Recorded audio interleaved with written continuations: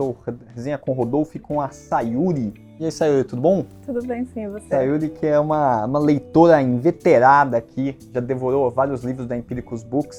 E hoje eu vou conversar com ela sobre a terceira edição da coleção, né, já publicada, que é Uma Senhora Toma Chá. Senhora foi foda.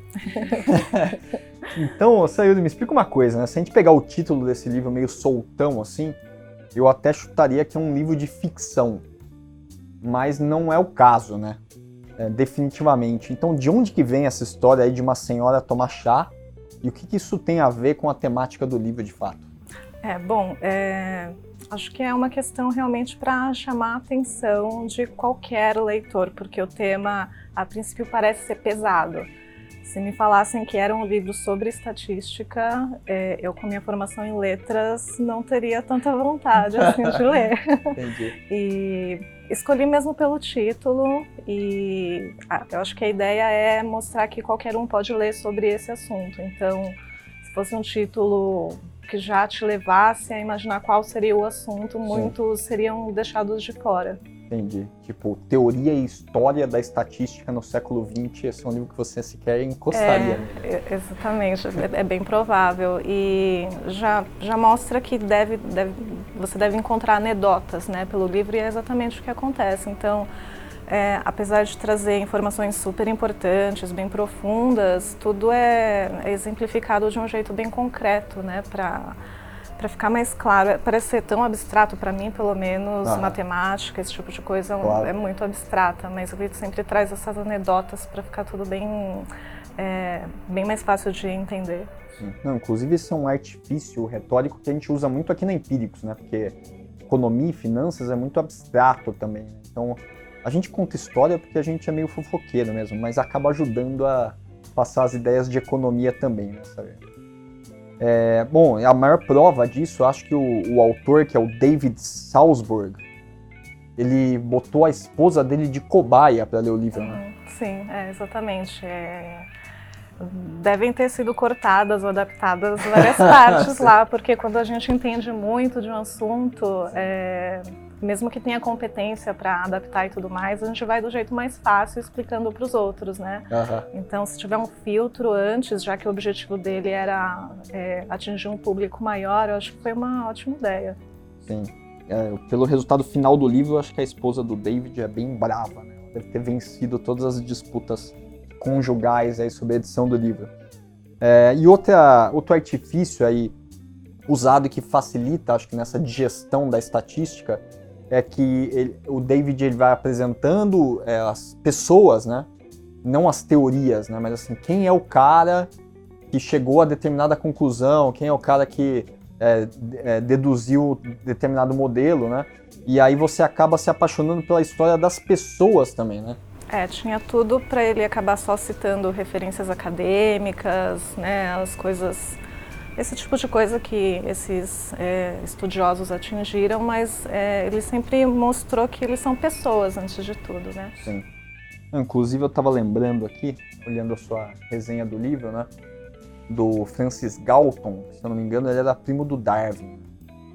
E ele era aquele primo bem chato, assim, porque o Darwin ele tinha já publicado o trabalho dele depois de um tempo, né? E o Galton ele morria de inveja do Darwin e ele queria publicar um outro trabalho que fosse pelo menos do mesmo quilate do Darwin, né? E aí ele começou a mexer com isso e no final das contas, assim, ele não, felizmente, não foi muito à frente, né? Até deu margem a algumas ideias de eugenia, né? Que é o Darwin usado para o mal, né? Até dentro do escopo do nazismo. Mas ele foi um cara que chegou a uma conclusão estatística bem relevante, que é muito usada em economia e finanças, que é a da reversão à média, né? Porque quando você estava estudando a evolução, você fala assim, poxa, casa um homem alto com uma mulher alta, o filho dele nasce mais alto. Aí esse filho que nasceu mais alto, ele casa com outra mulher que era mais alta que a própria mãe. Então vai nascer uma criança ainda mais alta. Então por que a gente não está no mundo de pessoas que têm 3 metros de altura? Essa reversão à média, né, no fim das Exatamente. contas.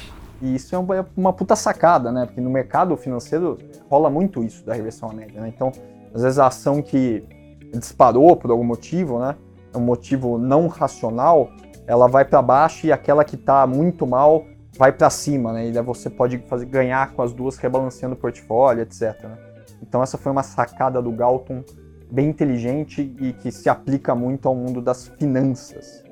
Tem alguma outra historinha do livro assim que você lembra e te cativou particularmente? Olha, particularmente acho que não. Eu gostei um pouquinho de cada uma, talvez um pouco a história da indústria automobilística japonesa, né, que foi auxiliada. Agora eu não vou lembrar os nomes, não, né, eu teria que consultar novamente, mas o quanto ajudou, né, os conhecimentos estatísticos do especialista norte-americano, né, aplicado, isso, e com a agilidade tradicional japonesa, tudo acabou sendo adiantado, né. E só para explicar, né, o lance da senhora toma chá, né? Você até escreveu aqui na sua resenha aplicado ao contexto nacional, porque pouca gente toma chá aqui, né? Então se você colocar o café primeiro e o leite depois, é diferente de colocar o leite primeiro e o café depois?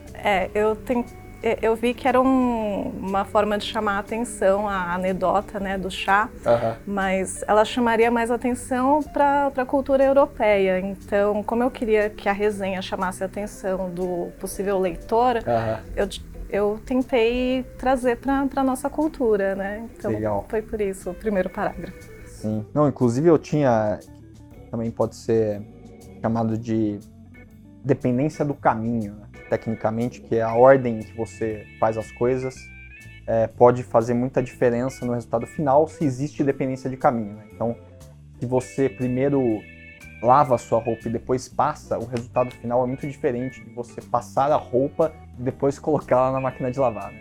É um exemplo idiota, né? E eu tinha brigas homéricas com o Felipe, inclusive quando a gente estudava junto, porque a gente ia lá no bandejão da química e ele fazia questão de falar assim, tem que colocar primeiro o estrogonofe e depois o feijão, né? Se você colocar primeiro o feijão e depois o estrogonofe em cima, fica uma merda, né? E eu falava, cara, fica uma merda de qualquer jeito, porque estrogonofe e feijão são coisas impossíveis, né? E aí a gente ficava discutindo também sobre isso. Tayuri, muito obrigado. Sua resenha ficou sensacional, né? Muito obrigada. E aqui um exemplo vivo, né? Ela fez letras, né? Isso. Curtiu um livro de estatística, então, para todos os gostos, é um livro muito, muito legal. Uma senhora toma chá. Valeu. Obrigada.